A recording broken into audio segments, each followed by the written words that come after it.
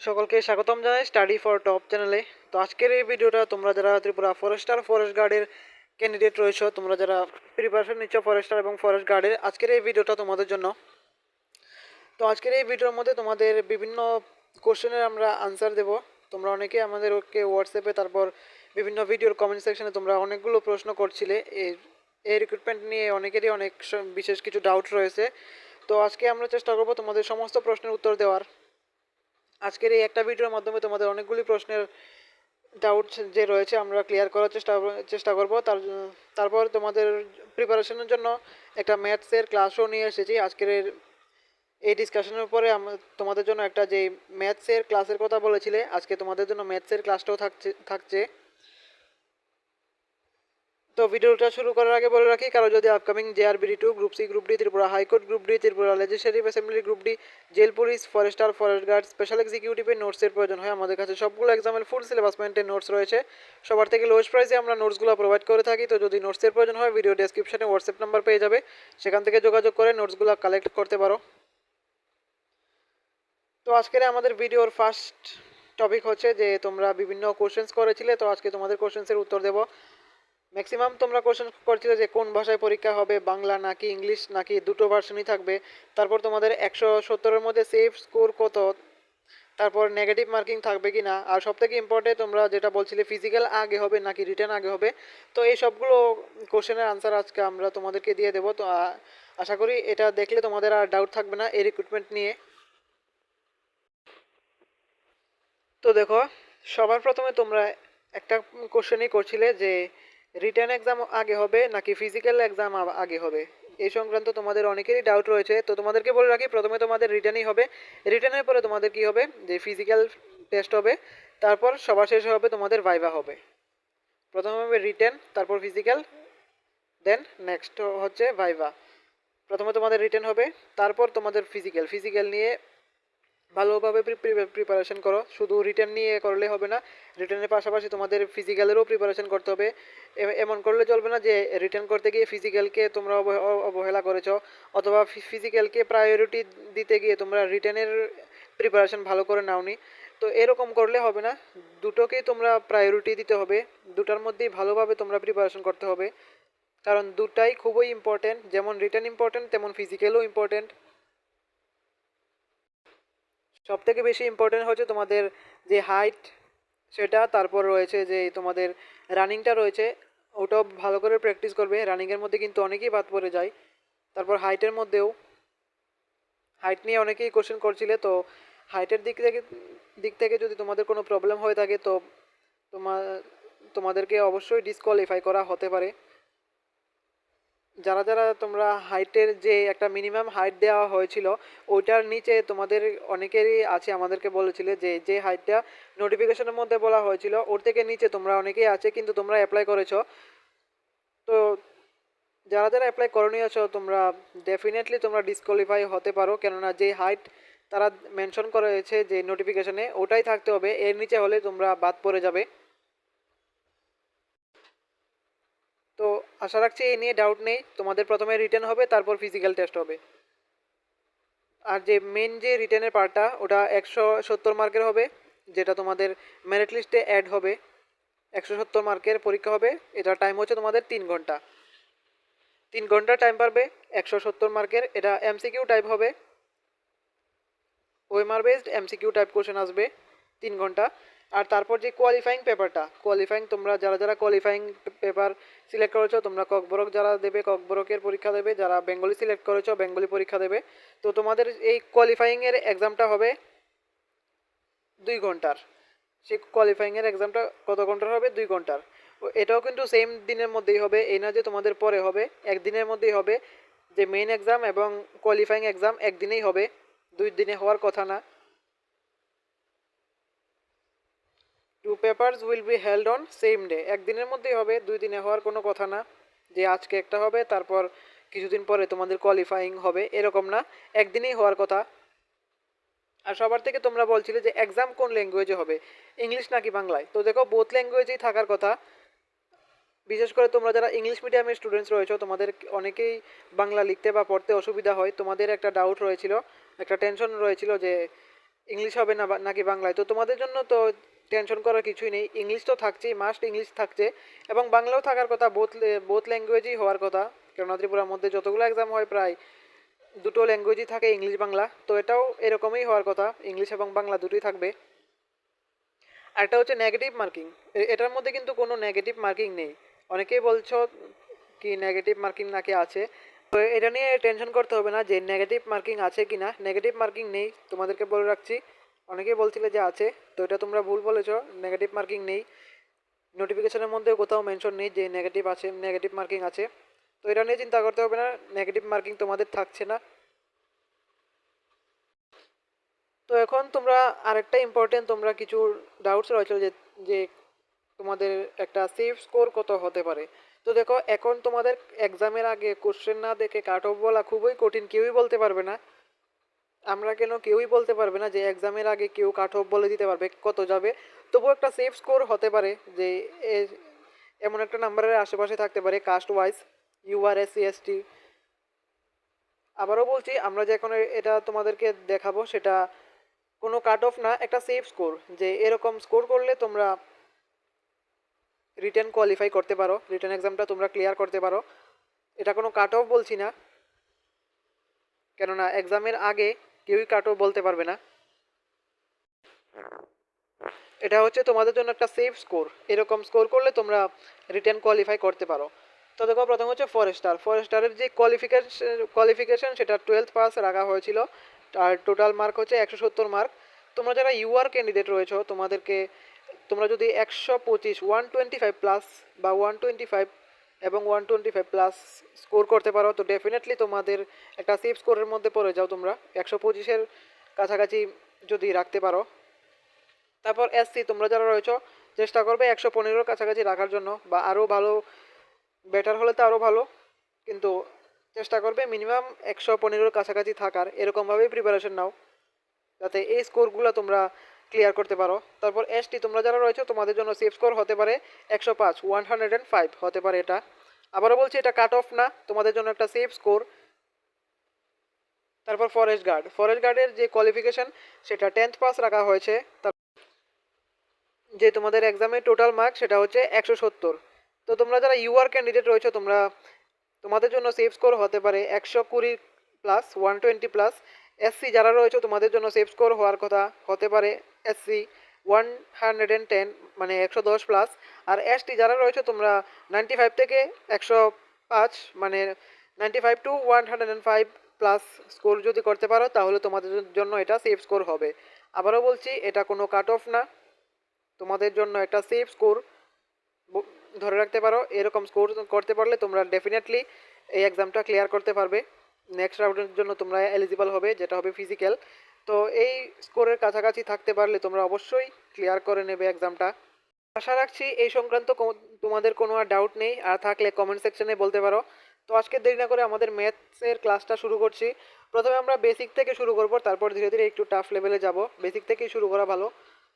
তো দেখো, আজকের first question, the mean of first 5 prime numbers is, মানে প্রথম 5টি মৌলিক সংখ্যা, প্রাইম নাম্বার মানে মৌলিক সংখ্যা, প্রথম 5টি মৌলিক সংখ্যার গড় কত?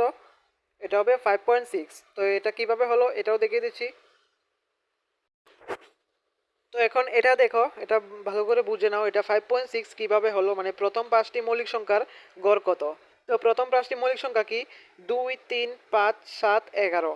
2 3 5 7 11 হচ্ছে প্রথম 5টি মৌলিক সংখ্যা। তো এইগুলি সবগুলি সাম, মানে সবগুলি যোগফল হচ্ছে 28, মানে 28। তো মিন বা গড় বার করার সূত্র কি? যে টোটাল নাম্বার হবে, যতটা নাম্বার আছে সেই নাম্বারটাকে, যে টোটাল সামটা এটা দিয়ে ভাগ করতে হবে। টোটাল সাম আমরা কত পেয়েছি? 28 পেয়েছি। আর টোটাল নাম্বার কত? 1 2 3 4 5। এখানে হচ্ছে 5টা নাম্বার, যে প্রথম 5টি মৌলিক সংখ্যার কথা বলা হয়েছে। তাই এখানে 28কে 5 দিয়ে ডিভাইড, মানে ভাগ করতে হবে। 28কে 5 দিয়ে ভাগ করলে আনসার বেরোবে তোমাদের 5.6। তো প্রথম 5টি মৌলিক সংখ্যার যে যোগফল না গড়, প্রথম 5টি মৌলিক সংখ্যার গড় অর্থাৎ মিন হচ্ছে 5.6। যে কোনো সংখ্যার মিন বার করতে হলে যতটা সংখ্যা দেবে, এতটা সংখ্যাকে তোমরা প্লাস করবে। প্লাস করে যে প্লাসের যেই নাম্বারটা উত্তরটা বেরোবে, সেটার সাথে যতটা টোটাল নাম্বার রয়েছে, 5টা হলে 5টা, 6টা হলে 6টা, ওইগুলোকে ওই নাম্বারটা দিয়ে ডিভাইড, মানে ভাগ করে দেবে। ভাগ করে যে আনসারটা বেরোবে সেটাই হবে গড়। এখন হচ্ছে ডিস্টেন্স নিয়ে। তো কোশ্চেনটা হচ্ছে a man works at 5 kilometre per hour, how much distance will he cover in 3 hours. মানে একজন ব্যক্তি 5 কিলোমিটার প্রতি ঘন্টা বেগে হাঁটছে, তাহলে সে 3 ঘন্টায় কত কিলোমিটার দূরত্ব অতিক্রম করবে। এগুলি দেখতে সহজ লাগে কিন্তু বুঝলেও তোমরা পারবে। তো প্রথমে আনসারটা বলে দিচ্ছি কি কোনটা হবে। কারেক্ট আনসারটা এটা হবে 15 কিলোমিটার, 15 কিলোমিটার। তো এখন আমরা দেখবো এটা কিভাবে হয়েছে। তো দেখো ডিস্টেন্সের ফর্মুলা কি, স্পিড ইন্টু টাইম। ডিস্টেন্সে যে দূরত্বর যে সূত্র সেটা হচ্ছে স্পিড ইন্টু টাইম, মানে বেগ ইন্টু সময়, বেগ গুণ সময়। তো এখানে বেগ কত, বেগ মানে স্পিড, স্পিড কত এখানে দেওয়া হয়েছে 5 কিলোমিটার। তো এখানে 5 কিলোমিটার দেওয়া হলো। তারপর যে টাইম, টাইম এখানে কত দিয়েছে 3 ঘন্টা, তো 3 ঘন্টা দিলাম। তারপর কত হলো 5 এবং 3কে গুণ করতে হবে, কত বেরোলো 5, 5 × 3 হচ্ছে 15।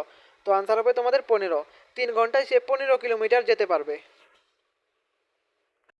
তারপর নেক্সট আরেকটা, a cyclist travels 72 kilometre at a speed of 18 kilometre per hour, how much time does he take.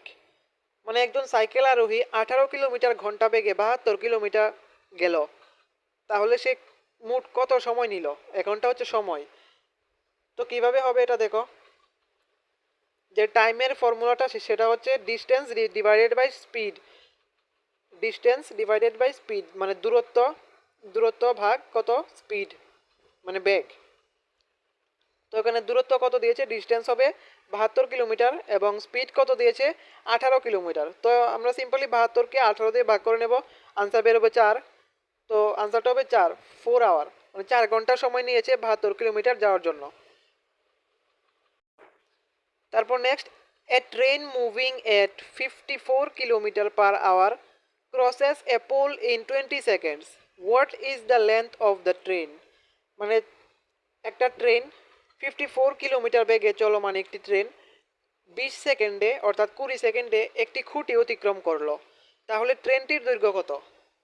আবারও কোশ্চেনটা ভালো করে বুঝো, 54 কিলোমিটার ঘন্টা বেগে চলমান একটি ট্রেন 20 সেকেন্ডের মধ্যে একটি খুঁটিকে অতিক্রম করলো, তাহলে ট্রেনটির দৈর্ঘ্য কত। এটা কিভাবে বার করবো আমরা, লেন্থ কিভাবে বের করে, speed into time, speed into time করলে লেন্থ বেরিয়ে যাবে কত। তো এখানে লেন্থ কত দিল, তো এখানে যে স্পিডটা দিল স্পিডটা কিলোমিটারে দেওয়া, তো আমাদেরকে এটাকে মিটারে করতে হবে। তো 15 কিলোমিটার/আওয়ার হলে এটাকে যদি মিটারে করি তাহলে 15 মিটার, সরি 15 না, যদি 54 কিলোমিটার/আওয়ার হয় তাহলে এটাকে মিটারে করলে 15 মিটার/সেকেন্ড হবে। আশা করি বুঝেছো। আবার বলছি, যদি 54 কিলোমিটার এখানে দেওয়া হয়েছে তো আমাদেরকে এটাকে মিটারে নিতে হবে, মিটারে নিলে হবে 15 মিটার/সেকেন্ড। তো এখন লেন্থ কিভাবে বের করব, লেন্থ ইজ ইকুয়াল টু কত, স্পিড ইন্টু টাইম। স্পিড কত, স্পিড এখানে দেওয়া হলো 15 আর টাইম কত দেওয়া হয়েছে 20 সেকেন্ড। তো 15 × 20 কত বেরোলো 300। তো কারেক্ট আনসার হবে 300 মিটার। আশা করি বুঝে গেছো তোমরা এটা কিভাবে হয়েছে। কারেক্ট আনসার 300 মিটার হবে, ট্রেনটির দৈর্ঘ্য হচ্ছে 300 মিটার। তারপর next, a man covers a distance in 6 hours at 8 kilometre per hour, how much distance he covered. মানে একজন ব্যক্তি 8 কিলোমিটার প্রতি ঘন্টা বেগে 6 ঘন্টা চললো, তাহলে সে কত দূরত্ব অতিক্রম করলো। কিভাবে বের করবো আমরা, ডিস্টেন্স ইজ ইকুয়াল টু কত, ডিস্টেন্সের ফর্মুলাটা আমরা আগে কি পড়েছি, ডিস্টেন্সের ফর্মুলা হচ্ছে স্পিড ইন্টু টাইম। তো এখানে স্পিড কত দেওয়া, স্পিড হয়েছে 8 কিলোমিটার, 8 লিখলাম এখানে। তারপর টাইম কত 6 ঘন্টা, 6 লিখলাম। তো 6 × 8 কত হবে 48। তাহলে আনসার হবে 48 কিলোমিটার। সেই ব্যক্তিটি 48 কিলোমিটার অতিক্রম করলো 6 ঘন্টায়। তারপর next, a train 120 metre long crosses a bridge of 180 metre long in 15 seconds, find the speed। মানে একটি 120 মিটার লম্বা ট্রেন 180 মিটার দীর্ঘ একটি সেতু মানে ব্রিজ, 120 মিটার লম্বা একটি ট্রেন 180 মিটার লম্বা একটি দীর্ঘ সেতুকে 15 সেকেন্ডে অতিক্রম করলো, তাহলে সেই ট্রেনটির বেগ মানে স্পিড কত হবে। তো স্পিডের ফর্মুলা কি, এখানে টোটাল ডিস্টেন্স আমরা লিখলাম, 120 প্লাস 180। টোটাল ডিস্টেন্স কত হলো? 120 লিখলাম যে ট্রেনটার এটা, তার আরেকটা রয়েছে 180, যেটা যে সেতুর দৈর্ঘ্য সেটা হচ্ছে 180। তাহলে দুটাকে আমরা প্লাস করলাম, 120 প্লাস 180 হচ্ছে 300 মিটার। তাহলে স্পিডের ফর্মুলা আমরা কি পড়েছি? Distance divided by time. তো এখানে টোটাল ডিস্টেন্স আমরা কত বের করেছিলাম? 300, আর টাইম কত? 15 সেকেন্ড। তো 300কে আমরা 15 দিয়ে ভাগ করব, আনসার বেরোবে 20। তো সেই যে ট্রেনটা, সেই ট্রেনের যে গতি হচ্ছে 20 মিটার পার সেকেন্ড। তারপর next, the some of first 20 natural numbers is, মানে প্রথম 20টি স্বাভাবিক সংখ্যার যোগফল কত? ন্যাচারাল নাম্বার মানে স্বাভাবিক সংখ্যা, প্রথম 20টি স্বাভাবিক সংখ্যার যোগফল কত? তো আমরা তো এটাকে আর এরকমভাবে লিখবো না এক্সামের সময়, যে প্রথম 20টি স্বাভাবিক সংখ্যা প্রথমে লিখবো, তারপর সেগুলিকে যোগ করব। এত কিছু করলে টাইম চলে যাবে। তো ফর্মুলা দিয়ে করলে একেবারে ইজিভাবে হয়ে যাবে।